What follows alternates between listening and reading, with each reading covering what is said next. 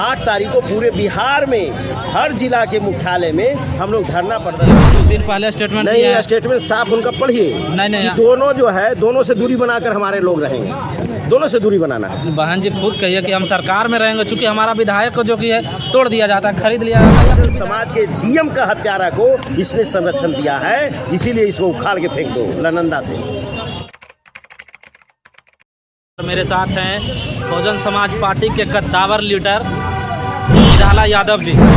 बिहार शरीफ में कार्यकर्ता सम्मेलन आप लोग किए, कैसा रहा और किस तरह से? तो रोशन जी आपको धन्यवाद जो आपने कवरेज किया, हम लोग के कार्यक्रम को सफल बनाया। आज जो कार्यक्रम था वो कार्यकर्ताओं का बैठक था राजगीर में। जो हम लोग कैडर क्लास लेकर अपने साथी को शेर बनाए, शेरनी का दूध पिलाए, उसका उपयोग आज हम लोग किए। ये जितने साथी यहाँ आए तो करीब लगभग 500 सभी कार्यकर्ता हर प्रखंड से आकर के ये साबित कर दिया कि हम लोग बहुजन एक हैं और हम लोग सर्वजन को भी कुछ साथ लेकर के आंदोलन करना चाहते हैं। अच्छा, क्या रणनीति होने वाला है नालंदा में, क्योंकि यह जदयू का गढ़ रहा है? सबसे पहले तो हमारे बिहार के प्रभारी अनिल भैया ने घोषणा किया है कि बिहार में हो रहे वर्तमान में बहुजन के साथ अत्याचार, भ्रष्टाचार, हत्या, लूट, अपहरण, बलात्कार जो हो रही है, इस पे प्रशासन सोई हुई है। ई प्रशासन को जगाने के लिए, उस प्रशासन को हम लोग बताने के लिए कि संविधान से देश चलेगा, संविधान से हमारे समाज पर हो रहे अत्याचार को रोको, इसको बताने के लिए 8 तारीख को पूरे बिहार में हर जिला के मुख्यालय में हम लोग धरना प्रदर्शन करेंगे। इसके लिए हम लोग यानी सभी कार्यकर्ताओं को प्रेरणा दे रहे हैं, प्रेरित कर रहे हैं और आक्रोशित करके अपने साथियों को 8 तारीख को आह्वान कर रहे हैं कि हर जिला के हर गांव से आकर के जो अपना समस्या निदान करना चाहते हैं, आप पर हो रहे अपराध को रोकना चाहते हैं, तो आकर के शक्ति प्रदर्शन करें। नालंदा से हो सकता है कि नीतीश कुमार जी चुनाव लड़ सकते हैं। लोकसभा में ये खबरें आई मीडिया में, print media, main stream media में। तो अगर नीतीश जी चुनाव लड़ते हैं तो आप लोग किस तरह से टक्कर दे पाइएगा? नीतीश जी बहुजन के बल पर ही बिहार में स्थापित हुए। अच्छा। और अति पिछड़ा जो बहुजन समाज था उसी को यीशु ने धोखा दिया है। तो जितना ये जो 17 साल भाजपा के साथ रह के जो धोखा दिए हैं बहुजन समाज को, उसका बदला लेने के लिए इस बार नालंदा में बहुजन सबसे ज़्यादा एक्टिव रहेगा कि हमारे अपराधी, हमारे समाज के देशद्रोही, हमारे समाज के लूटने वाले, हमारे समाज को बलात्कार करने वाले, हमारे बहुजन समाज के डीएम का हत्यारा को इसने संरक्षण दिया है, इसीलिए इसको उखाड़ के फेंक दो नालंदा से।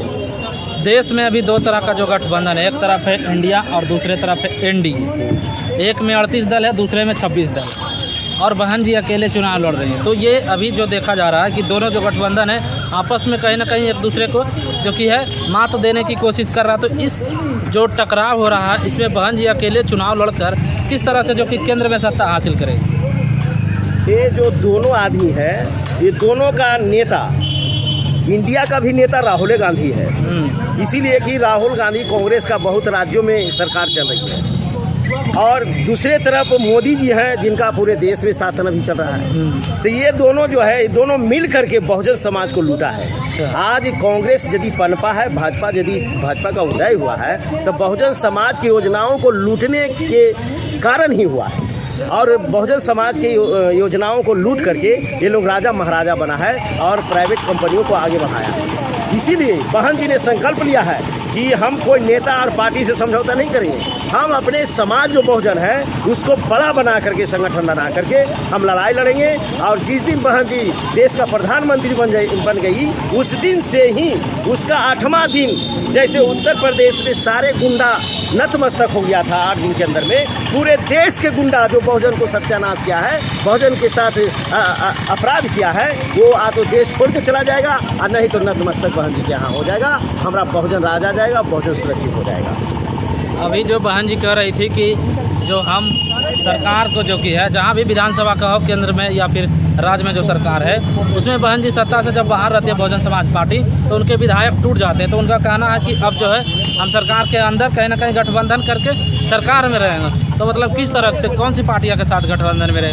आप इंडिया को खारिज कर रहे हैं, एनडीए को खारिज कर रहे बहन जी हैं, कभी किसके नहीं साथ बोली है कीजिएगा? कि नेशनल लेवल के जो नेता है उससे हम समझौता करेंगे, आप पार्टी से समझौता करेंगे। बहन तो कही रही है कि दोनों जो गुट है वो अपराधियों का गुट है, हमारे समाज के साथ ही अपराध किया है। इसीलिए बहन जी का कहना है कि छोटे छोटे जो क्षेत्रों में जो निष्पक्ष और स्वच्छ छवि के जो कार्यकर्ता है उसको इकट्ठा करके हम लोग बहुजन समाज बनाना चाहते हैं, बहुत बड़ा समाज बनाना चाहते हैं। और उसके माध्यम से जो हम लोग को जीत होगा वो दोनों पछाड़ खा जाएगा, हम लोग आगे रहेंगे। नहीं देखिए, आप समझ नहीं पा रहे हैं। जैसे कि सरकार जब भी विधानसभा का बनता है, राज्य सरकार हो या केंद्र सरकार, या तो ज़्यादातर राज्यों में कांग्रेस की है या फिर भाजपा की है। तो आप अगर सरकार में रहिएगा तो कांग्रेस या भाजपा के साथ गठबंधन करना पड़ेगा।